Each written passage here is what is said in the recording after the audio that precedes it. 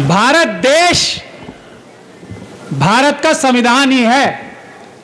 इसीलिए बाबा साहब डॉक्टर भीमराव अंबेडकर ने इतनी मेहनत करके, इतनी जद्दोजहद करके यह संविधान इस रूप में बनाया था। बावजूद इसके कि सारे से ज्यादा लोग, संविधान की जो समिति भी बनी थी गठित होने की, उसमें यह नहीं चाहते थे कि बाबा साहब इसमें सबको बराबरी का हक दे सकें, सबको इंसाफ देने की बात कर सकें।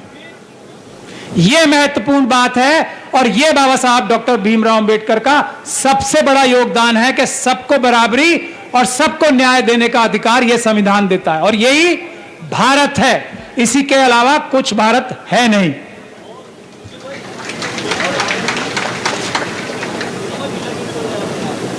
अब भारत का संविधान आम आदमी के कैसे काम आ सकता है वो मैं बताना चाहता हूं, कुछ ही मिनटों में बताऊंगा। भंते जी की चेतावनी मुझे याद है, लेकिन बताना जरूरी है, बहुत जरूरी है।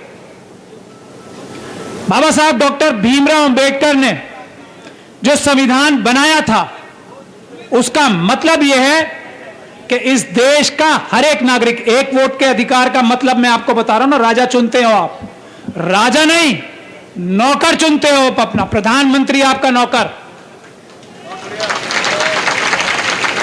इस प्रदेश के मुख्यमंत्री और सभी प्रदेशों के मुख्यमंत्री अच्छे हो या बुरे हो, प्रधानमंत्री अच्छे हो या बुरे हो, आपके नौकर। और यहां जज साहब बैठे हैं और बहुत संविधान के विज्ञानी और ज्ञानी भी बैठे हैं। और यह बात मैं हर जगह कहता हूं, सुप्रीम कोर्ट के अंदर भी कहता हूं और सुप्रीम कोर्ट के बाहर भी कहता हूं। किसी ने आज तक मेरी इस बात के ऊपर ना करने की बात तो बहुत दूर की बात है, इसमें कोई टिप्पणी तक नहीं की है, क्योंकि यही बात सच है। आप ही लोग मालिक हो। एक वोट का अधिकार का मतलब यह है, और जमीन की गहराइयों से लेकर आसमान की ऊंचाइयों तक जो कुछ इस देश में है, उसमें हर नागरिक की बराबर की हिस्सेदारी है, हर नागरिक उसका बराबर का मालिक है।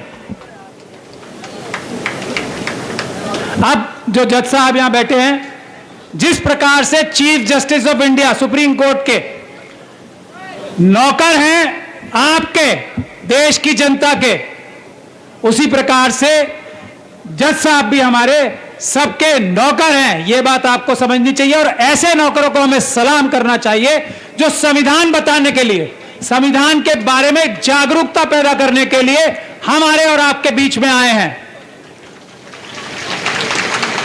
यह इनका फर्ज है, यह इनका कर्तव्य है, यह इनकी ड्यूटी है, और आज वो अपनी ये ड्यूटी निभाने आए हैं। मैं उन्हें मुबारकबाद पेश करता हूं। जो जजेस किसी और काम से जाते हैं, संविधान की जागरूकता या न्याय व्यवस्था बताने के अलावा किसी काम से, किसी फंक्शन में जाते हैं, तो वो अपराध है, यह भी मैं आपको बताना चाहता हूं। और यह ड्यूटी है, यह कर्तव्य है। तो भारत का संविधान यह है कि आप जनता मालिक है, जजेस नौकर हैं, प्राइम मिनिस्टर नौकर हैं, डीएम साहब जो फोन कर रहे थे बंते जी को, वो नौकर हैं हम सबके। और ये सारे, और प्रेस भी नौकर है आपकी और हम सबकी। और ये सारे लोग बाध्य हैं कि इस संविधान के तहत ही काम करें। जैसे ही कोई भी नौकर इतना सा भी संविधान के बाहर जाता है, वो अपराध करता है। यह बात आपके समझने की जरूरत है। भारत के संविधान में बाबा साहब डॉक्टर भीमराव अंबेडकर ने संविधान की आत्मा या रूह जो बनाई है, वो आर्टिकल 14 है, यानी कि सब बराबर हैं। और ये सब बराबर हैं को यकीनी बनाने के लिए धारा 19 रखी है। और वो धारा 19 वो है जिसका अधिकार का प्रयोग, जिस कर्तव्य का प्रयोग करके आप और मैं यहां इकट्ठे हुए हैं। यह है धारा 19 जो 14 को बचाने के लिए है। तो धारा 19 में किसी भी चुनी हुई सरकार को क्रिटिसाइज करना, किसी भी चुनी हुई सरकार को के बारे में टिप्पणी करना, उनकी कमी निकालना, उनके बारे में यह बोलना कि यह नौकर हमारा यह काम ठीक से नहीं कर रहा है, यह आपकी संवैधानिक अधिकार नहीं है, यह हम सबका संवैधानिक ड्यूटी है, हम सबकी संवैधानिक कर्तव्य है। अगर हम ऐसा नहीं करेंगे तो हम संविधान के प्रति वफादार नहीं हैं। मैं आपको सबसे बड़ा ये एग्जाम्पल देता हूं, जिस न्यायालय में मैं हूं या जिस न्यायिक व्यवस्था में हम सब लोग हैं, जज साहब भी हैं और हम भी हैं, उसी का एग्जाम्पल दे रहा हूं। न्यायाधीश क्या जजमेंट लिखता है, ओपन कोर्ट है ना, खुली अदालत होती है, कोई भी जाके देख सकता है कि जज साहब सही फैसला कर रहे हैं या गलत फैसला कर रहे हैं, ये बात सबको पता है ना। न्यायालय खुले क्यों होते हैं, ओपन कोर्ट्स क्यों होते हैं? वो इसीलिए होते हैं कि जज साहब भी अगर कोई गलत काम करते हैं तो ये जनता जो कि देश की मालिक है वो ये कहेगी कि ये जजमेंट जो है ये ठीक नहीं है, ये गलत है। उससे जजेस अपना काम ठीक करना शुरू करेंगे। और आप लोगों को मैं ये याद दिलाना चाहता हूं कि जब जजेस पे परेशानी आती है, 2018 में 4 सुप्रीम कोर्ट के जो न्यायाधीश थे मौजूद, वो प्रेस कॉन्फ्रेंस करके ये बोले थे कि जनता जो कि देश की मालिक है आए हमें बचाए क्योंकि हमारे ऊपर दबाव है। आपसे ही बोला था ना सबसे। क्यों? क्योंकि नौकरों ने मालिक से गुहार लगाई थी। और ये जो आप लोग यहां बैठे हो ना आज, ये वो गुहार देर में सुनी है, इसीलिए व्यवस्था थोड़ी खराब हो रही है। अगर ये गुहार पहले सुन लेती जनता तो आज संविधान के तोड़ने वाले इतने मजबूत ना होते। इस देश के संविधान में आर्टिकल 1 धारा 1 जो है संविधान की, वो है भारत का नक्शा, भारत की डिलिमिटेशन, कितनी जगह जमीन भारत की है और उसको अक्षुण्ण रखने की हर एक नेता, हर एक हमारा कोई भी अधिकारी शपथ लेता है। जो व्यक्ति किसी भी पद पे हो इस देश की सीमाओं को खंडित होने देता है वो देश के संविधान का गद्दार है, चाहे वो कोई भी हो। जो व्यक्ति इसी धारा 1 का, आर्टिकल 1 का भारत देश के अलावा किसी राष्ट्र, किसी दूसरे देश की बात करता है, इस देश को हटाकर या बदलकर, वो देशद्रोही है, वो आतंकवादी है, चाहे वो किसी भी जगह बैठा हो। यह बात समझने की है। और जो नौकर, मुख्यमंत्री, चीफ मिनिस्टर ऐसे लोगों को पकड़कर जेल में डालने का काम नहीं करता, वो संविधान के प्रति एकदम वफादार नहीं है। यह बात भी हमारी जिम्मेदारी है कि हम हाईलाइट करें कौन लोग हैं जो आज भारत को हटाकर कोई और राष्ट्र बनाना चाहते हैं। वो देश के गद्दार हैं और उनके खिलाफ कानूनी कार्रवाई ना करने वाले भी देश के गद्दार हैं। यह बात है महत्वपूर्ण। 2018 में भारत का संविधान पार्लियामेंट के आधा किलोमीटर दूर जलाया गया था।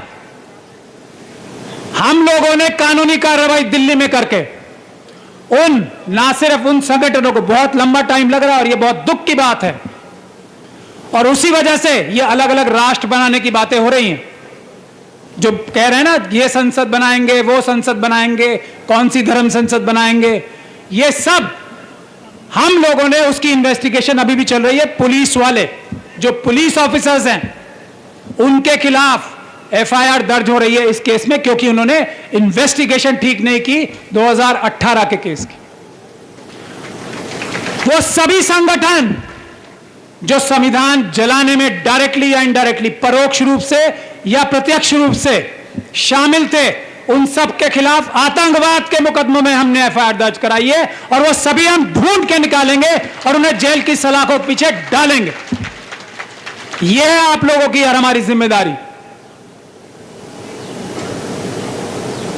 तो यह जिम्मेदारी ऐसी जिम्मेदारी है, आज जो भारत देश के अंदर संपदाएं हैं इतनी हैं कि ये ग्राउंड एसी में हमारी सभा होनी चाहिए थी। इतना पैसा हमारा है जो मुट्ठी भर लोग, ये जो हमारे नौकर हैं, प्रधानमंत्री, चीफ मिनिस्टर और ये सब लोग हैं, उन्होंने हमारा सबका पैसा छीनकर मुट्ठी भर लोगों के हवाले कर दिया है।